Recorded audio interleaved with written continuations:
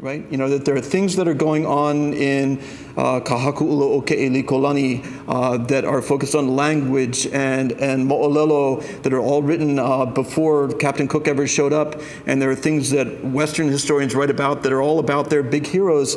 And then there are these things going on in the 19th century that I think are still falling through the cracks. And I think that this particular site that you're looking at on the board is one of them, right? No one looked at that and said, hey, that's a heiau, because it doesn't look like a heiau, right? It doesn't have the form of a classic heiau.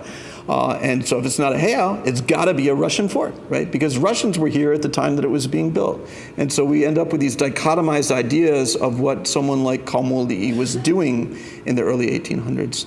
And so I think the big contribution that I had, given my particular perspective, is it doesn't look like any Russian-American company fort that I've ever seen before. And it also doesn't look like any heiau that I've seen before. But what I do see is that Kaumuali'i's own kauhale was right outside of this thing, right? That is in the historical literature there. And if you are building this massive thing that's sitting all by itself out there, and there's a kauhale right here, who do you think Kaumuali'i wanted in charge of those guns and cannons?